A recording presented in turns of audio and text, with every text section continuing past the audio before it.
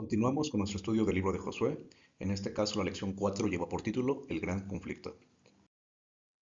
Empezaré hablándote un poquito acerca de lo que el capítulo 5 de Josué dice de este conflicto y después hablaremos del gran conflicto dentro del libro de Josué en general.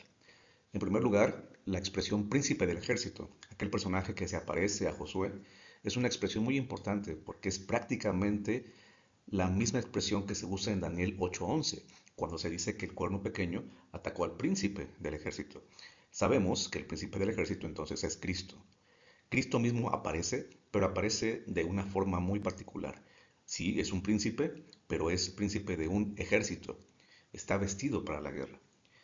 Cuando este evento ocurre, Josué tiene que hacer lo mismo que hizo Moisés en Éxodo capítulo 3. Se le pide que también quite su calzado, porque lo que está por acontecer es un momento en el cual será comisionado para esta misión ya de manera particular, que es pelear, dirigir la pelea que realmente es de Dios, tal como lo hizo Moisés en el tiempo del Éxodo. Los detalles que cambian, las diferencias que hay entre el relato de Éxodo 3 y Josué 5 son obviamente debidas a que no es lo mismo ser enviado a librar a el pueblo de Egipto que ahora entrar y luchar contra los cananeos. Entonces se presenta aquí una imagen de Dios, de Cristo mismo antes de su encarnación, estando en guerra no contra una nación en particular, sino en guerra contra el pecado en general. Muchas veces este asunto de las guerras en el libro de Josué son entendidas o mal entendidas por aquellos que dudan de la palabra de Dios, que incluso atacan la palabra de Dios, porque dicen que estas guerras o estas batallas son equivalentes a un genocidio. Por lo tanto, Dios es un genocida. El Dios en el que creen los cristianos sería equivalente a un genocida. Obviamente, nosotros no creemos eso. Dios está en guerra no por exterminar a una nación, no porque le caiga mal a una nación o tenga un pleito por poder o por venganza en contra de alguna nación de este planeta, sino que Él está en guerra contra el pecado. Y al ser una guerra contra el pecado, es obvio que el final no lo veremos aquí en el libro de Josué, pero sí veremos un vistazo, veremos un adelanto de lo que implica estar en esa guerra y cómo terminará esa guerra.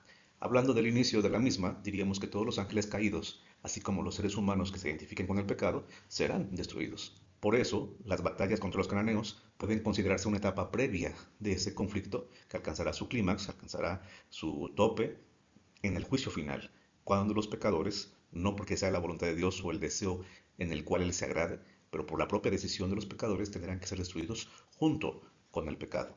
Ahora bien, en el libro de Josué y en general en el Antiguo Testamento podemos entender que la idea original de Dios, el plan que Él tenía para que Canaán fuera conquistada, no tenía que ver con un Israel peleando.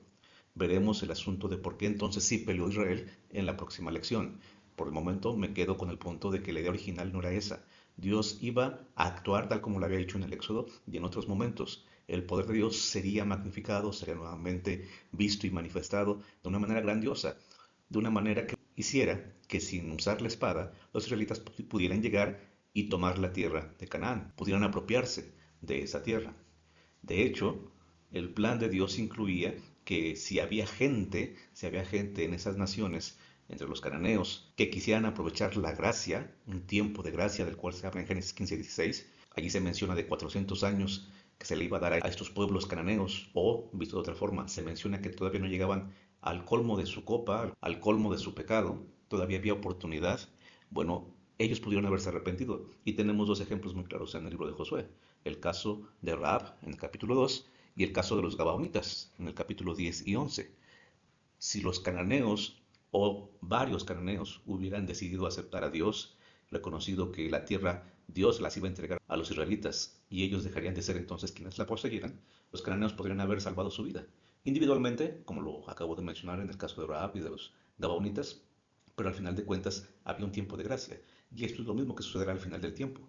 Hay un tiempo de gracia actualmente y quienes lo aprovechen podrán heredar la Canaán celestial. Quienes no lo aprovechen serán destruidos. Ahora, considerar este asunto de la destrucción o la expulsión de los cananeos de esa tierra que Dios había prometido, se debe también entonces a que su condición moral estaba sumamente degradada. Por eso había un tiempo de gracia, había una copa, usando una metáfora, usando una ilustración, un lenguaje figurado, de que entonces había un límite. Si la copa se llenaba, entonces sería el momento de actuar, de dar fin a esa inmoralidad. Y realmente en este momento, por la evidencia arqueológica, la evidencia histórica y lo que la misma Biblia dice, sabemos que la condición moral de los cananeos era pésima. Estaban en un grado terrible de inmoralidad. Su degradación era tal que el sacrificio para los hijos, el sacrificio de sus hijos, digamos, era de lo menos terrible que ocurría en aquellos días, por cruel y por fuerte que eso suene. La destrucción, por lo tanto, tenemos que entender que fue en ese contexto, se da en ese contexto. El término destruir a los cananeos, por ejemplo, que se usa en Deuteronomio 20, se especifica que solamente es para aplicar, en este caso específico de la historia de Israel, en la conquista de Canaán, y también cuando se pide que acabe con Amalek, por lo que representó Amalek a la salida de Egipto y al paso del tiempo también se convirtió en alguien que pudo haber destruido al pueblo de Israel por no haberse cumplido esta indicación divina. Eso lo sabemos por el libro de Esther, pero no es el tiempo ahora de hablar sobre eso. En resumen, la batalla o las batallas que el príncipe del ejército quería lidiar, quería llevar a cabo para que su pueblo entrara a la tierra prometida, equivale a una especie de cirugía. Y las cirugías dejan cicatrices, definitivamente. Las cirugías no son algo que se desee, algo que se anhele que nos ocurra o que le ocurra a alguien todos los días. Implica muchísimas cosas una cirugía, tanto antes como durante y después de la misma. Pero el pecado tiene que ser extirpado.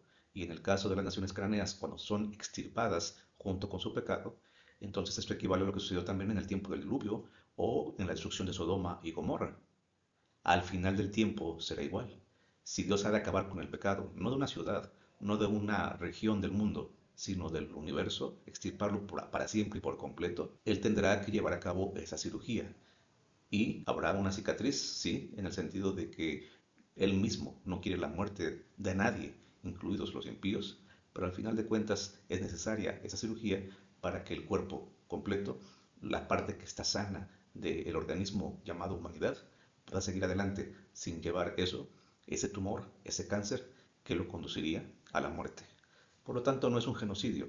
Quienes atacan al Dios del Antiguo Testamento de genocida y cosas parecidas, lo único que reflejan es que realmente no han entendido quién es el Dios de la Biblia, entre otras cosas. Lo que sucede en este contexto del que estamos hablando en Josué es una representación del juicio divino, en donde hubo un tiempo de gracia, el cual se rechaza por la mayoría, por lo menos de los cananeos, y entonces entra en acción la justicia divina, que obviamente implicará destrucción para aquellos que no hayan aceptado la gracia, pero también implicará salvación y redención para aquellos que alcancen la misericordia de ese Dios que por eso da un tiempo de gracia. De un Dios que quiere y necesita extirpar el pecado, pero no va a hacerlo dañando a todo el cuerpo de la humanidad, sino solamente para que ese cuerpo siga vivo, sane por completo, extirpar lo que es necesario extirpar.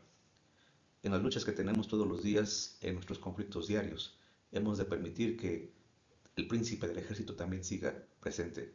Tenemos que acercarnos con reverencia a Él y seguir sus instrucciones, no las nuestras. Permitir que Él guíe nuestra vida y gane nuestras batallas. En el gran conflicto, Él es el único que puede darnos la victoria. Con nuestras propias fuerzas jamás venceremos al enemigo, ni el pecado que tenemos en nuestra propia vida. Pero el príncipe del ejército, como lo dice el versículo para memorizar esta semana, es quien pelea por nosotros. El Israel de la actualidad. El príncipe del ejército pelea por nosotros. ¿Lo crees?